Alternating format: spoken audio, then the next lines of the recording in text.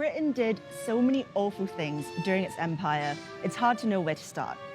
But if you want an example of something that's still ruining lives today, it will be hard to think of a better example than the British Penal Code, also known as Section 377. This homophobic law is the reason why being gay is still illegal in at least 30 former British colonies. Empires of Dirt, a series about Europeans getting rich at the expense of everyone else. Previously, we found out how Britain got China hooked on opium and how it stole $45 trillion from India.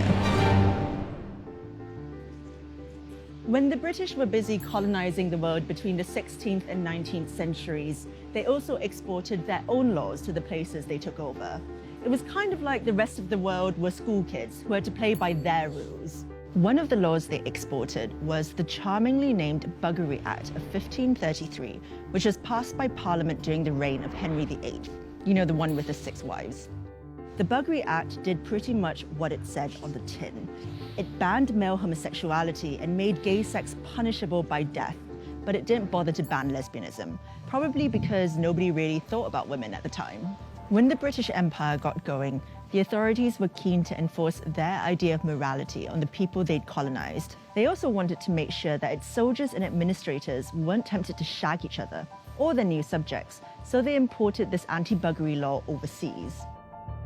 Homosexuality was finally decriminalized in England and Wales in 1967, but not before the UK had done some extremely uncool stuff, like force war heroes like Alan Turing to undergo chemical castration or throw people in jail simply for being gay. But although gay sex stopped being illegal in the rest of the UK by 1982, the laws that forbid homosexuality are still in the penal codes of many of our former colonies. It's the reason why LGBTQ people in countries like Barbados, Pakistan, Guyana, Kenya, Ghana, and Singapore, where I'm from, still don't have equality today. Many of Britain's former colonies don't have histories of being hateful towards LGBTQ people. Basotho women in present-day Lesotho, Africa, still engage in socially accepted relationships with each other. They call each other their motswale, or special friend. Mwanga II, the 19th century king of what is now modern-day Uganda, had sex with men, until white missionaries brought Christianity to his kingdom and everyone changed their minds about their gay king. Britain literally exported hatred and homophobia to the countries it colonized. It's not like these laws just gather dust on the statute books. They continue to be used against LGBTQ people to this day.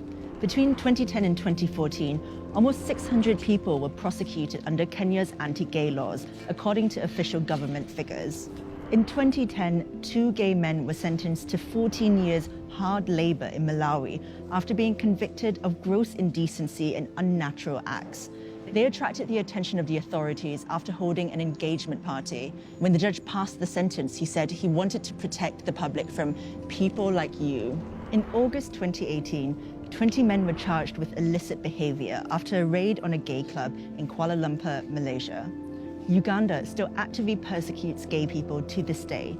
In November 2019, police raided an LGBTQ bar in Kampala, dragging out at least 120 people and arresting them and throwing them into the backs of vehicles. Because institutional homophobia runs deep in so many former colonies, some countries have chosen to keep these regressive laws in their penal codes.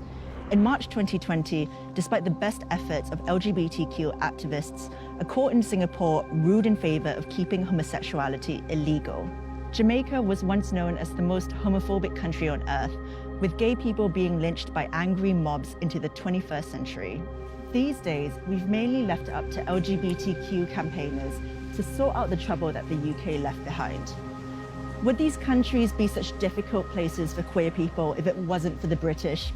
Even former Prime Minister Theresa May doesn't think so.